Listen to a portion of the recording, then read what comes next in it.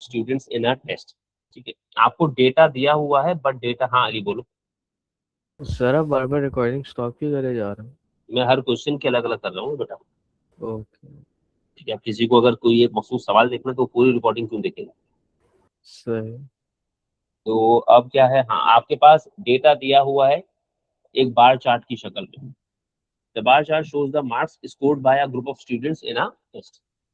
अच्छा भाई, अब मेरे पास स्कोर्स क्या क्या चल रहे हैं। मेरे पास किसी बच्चे ने 4 नंबर लिए, किसी ने 5 नंबर, किसी ने 6, किसी ने 7, किसी ने 8, किसी ने 9 और किसी ने 10।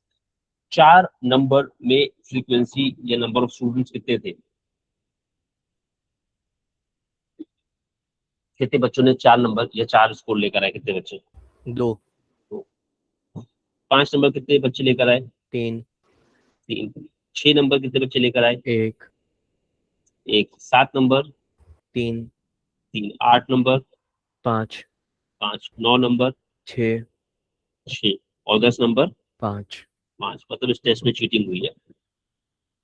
अच्छा भाई, write down the mode. Mode वो चीज होती है जिसमें सबसे ज्यादा बच्चे हो। कौन सी वैल्यू में सबसे ज्यादा बच्चे हैं? 9 ठीक है ना, तो मोड हो गया 9। Work out the total number of students in the group. Group में टोटल बच्चे कितने हैं? तो टोटल नंबर ऑफ स्टूडेंट्स के लिए किस चीज को ऐड करेंगे, स्कोर्स को कि फ्रीक्वेंसी को? फ्रीक्वेंसी इसको सॉरी 2 + 3 + 1 + 6 + 5 21 25। सही से देखो।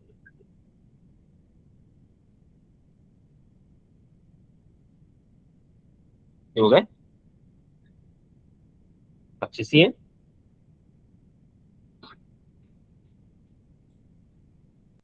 जी सर।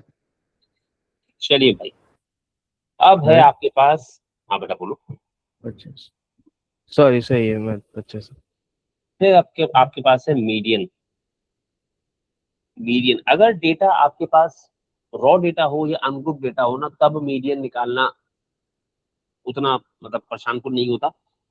लेकिन अगर आपके पास डेटा एक टेबल की शक्ल में हो या इस तरह की ग्राफिकल रिप्रेजेंटेशन की शक्ल में हो, तब मीडियन निकालना थोड़ा सा मुश्किल हो सकता है। मैंने आपसे क्या बताया, मीडियन क्या है? Middle value in a data set, वो वैल्यू जो बिल्कुल बीच में हो। सही है। सही। चलिए, अब इसमें एक तरीका तो ये है कि आपके पास वैल्यूज जितनी दफा है उतनी उतनी दफा लिख लें आप। ठीक है, but then that's very time consuming. सबसे पहले तो टोटल नंबर ऑफ वैल्यूज कितनी है यहाँ पर? 7 नहीं बेटा, कितनी तरह की वैल्यूज हैं अगर ये पूछूं तो आप कहेंगे सर 7 तरह की वैल्यूज हैं। कितनी वैल्यूज हैं ये पूछ रहा हूँ। 6 बेटा आपके डेटा में 4 कितनी दफा है? बताइए, आपके डेटा में 4 कितनी दफा है?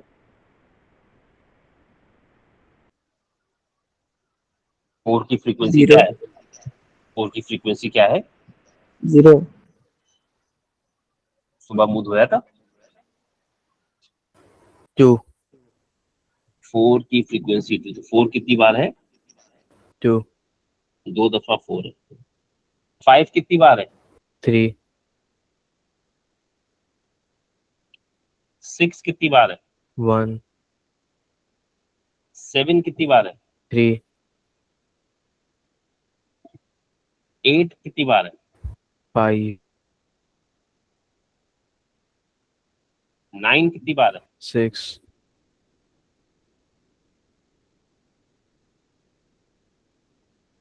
10 कितनी बार है?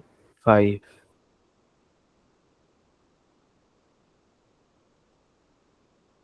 अब अगर मैं पूछूं कि आपके पास कितनी वैल्यूज हैं, तो कितनी वैल्यूज हैं आपके पास? 38 25 मैं आपसे पूछूं कितनी तरह की वैल्यूज हैं आपके पास?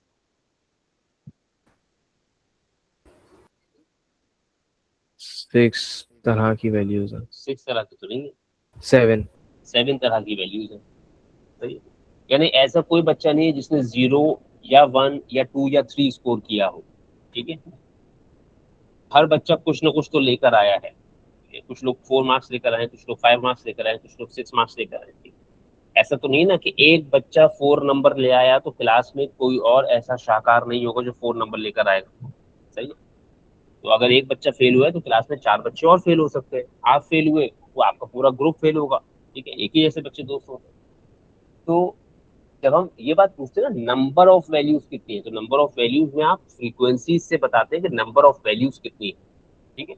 अब मैंने फिलहाल समझाने के लिए इस डेटा को एक्सपेंड कर दिया। ऊपर आप देखिए मैंने 4 4 5 5 5 6 7 7 7 8 8 8 8 8 9 9 9 9 9 9 10 10 10 10 10 और 10 ये सब लिखा हुआ है, सही है। डेफिनेटली हम ऐसा नहीं चाहते कि आप ऐसा करें, लेकिन चलो खैर समझाने के लिए कर दिया। अब मैं आपसे कहूँ मीडियन, सोच के बताओ, if the total number of values are 25 then how many values will be there in the middle? 1. एक ही वैल्यू होगी बीच में, और वो कौन सी वैल्यू होगी? 7. कौन सी वैल्यू? 5वीं वैल्यू है, 10वीं वैल्यू है, 12वीं वैल्यू है, 13वीं वैल्यू है, कौन सी वैल्यू है? क्या है ये नहीं पूछो, कौन सी है? 13th. 13th वैल्यू, सही है। जैसे अगर फर्ज कीजिए कि आप कहीं 3 लोग बैठे हुए हैं, तरतीब से 3 बच्चे बैठे हुए एक जगह पर, ठीक है। यानी पहली पोजीशन पे एक बच्चा बैठा हुआ है, दूसरी पोजीशन पे एक बच्चा बैठा हुआ है, तीसरी पोजीशन पे एक बच्चा बैठा हुआ है। जो बच्चा बीच में बैठा हुआ है वो कौन सी पोजीशन है? Median. 2. वो दूसरी पोजीशन है ना।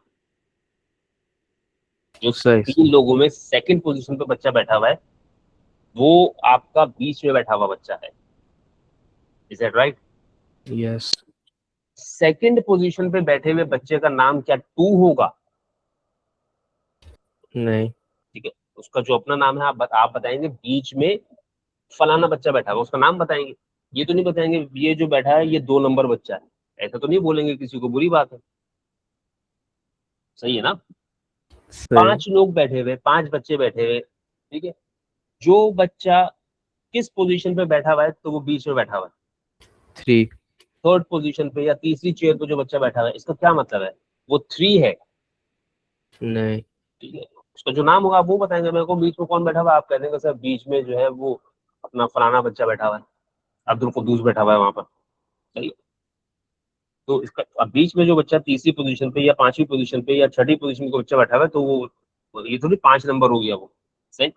तो जब आपके पास मीडियन निकालना होता है ना तो सबसे पहले आप मीडियन वैल्यू का पता करते हैं कि कौन सी वैल्यू या कौन सी पोजीशन, वैसे से मीडियन वैल्यू, तो I am actually referring to median position. वो पता करने का तरीका क्या है? n+1/2। मैं इसमें हमेशा TH लगाता हूँ, उमूमन लोग नहीं लगाते, ठीक है। खैर, n मतलब total number of values in the data. R B okay? फिलहाल आपके Yes. डेटा में वैल्यूज कितनी हैं? 7. अरे भाई मार खा लो। 25. 25 + 1/2। 25 + 1 कितना? 26. और 26/2 13। Sir. तो कौन सी वैल्यू मीडियन वैल्यू हो गई? 13th. 13th value is the median value. अब Sir, आपको TH देखना, क्या है? ये पोजीशन बताता है ना, फर्स्ट सेकंड थर्ड फोर्थ। मैं कहूँ Oh, तुम क्लास में 50 बच्चे, 50 बच्चों ने टेस्ट दिया, तुम 50th आ गए माशाल्लाह से, तो ये इसका क्या मतलब है कि तुम्हारे 50 नंबर आए होंगे? नहीं. ठीक है, यकीनी सी बात है, तुम 50th आए हो तो 50 नंबर लाके तो 50th नहीं आ सकते ना, ठीक है। तुम बिल्कुल जीरो ही लाए तब आके 50th पर आए होगे ना, ठीक है। सही. तो जब हम पोजीशन बताते हैं तो इसी तरह बताते हैं, first second third fourth fifth. तो इसलिए TH लगाया ताकि समझ में आए कि ये मैं पोजीशन की बात कर रहा हूँ। अब आपको आपके डेटा की 13th वैल्यू चाहिए, वो आपका मीडियन है, ठीक है। अब मैंने तो अच्छा काम क्या किया हुआ है, मैंने डेटा एक्सपेंड कर दिया, ठीक है। तो चलो पहले जरा वहां से चेक कर लेते हैं। 1 2 3 4 5 6 7 8 9 10 11 12 13. So what is the 13th value of the data? 8. 8. Problem ये है कि आप इस तरह से काम नहीं करेंगे। आपको तो मैंने टेबल या ग्राफ दिया हुआ है, आपको इसमें से 13 वैल्यू समझनी है। जरा बताइए यहाँ तक टोटल वैल्यूज कितनी हो गई? 2. 2। फिर यहाँ तक टोटल वैल्यूज कितनी हो गई? 5. 5। यहाँ तक टोटल वैल्यूज कितनी हो गई? 6. 6। यहाँ तक टोटल वैल्यूज कितनी हो गई? 9. 9। ठीक है, यानी यहाँ तक जब आप पहुंचे तो आपके पास 9th वैल्यू थी, और यहाँ तक जब आप पहुंचे तो टोटल वैल्यूज कितनी हो गई? 14. 14। 13th वैल्यू इसी जगह पर या इसी पोजीशन में है। 9th पोजीशन पे जो नंबर रखा हुआ था वो 7 रखा हुआ था। Is that right? Yes. 10th position से 14th पोजीशन तक जो नंबर रखा हुआ है वो 8 है। Yes. तो 13th पोजीशन पे जो नंबर है वो क्या है, बता दो? 8. 8। तो आपका मीडियन क्या हुआ? 8। सही है।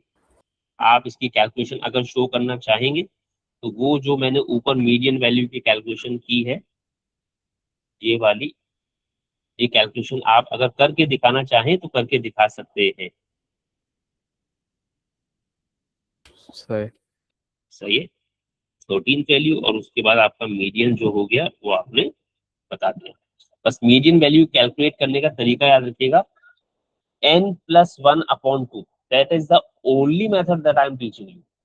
ठीक है, मेरे इल्म में इजाफा करने की बिल्कुल जरूरत नहीं है यूट्यूब की वीडियोस देखकर बाद में कि सर मैंने वहां देखा तो उसमें तो वो फलाने टीचर इतने प्यारे इतने अच्छे टीचर ने वो एक और तरीका सुनाया। ठीक है, हमें भी पता है, लेकिन सिर्फ उतना ही बता रहे हैं जितना आपको हजम हो जाए। फिर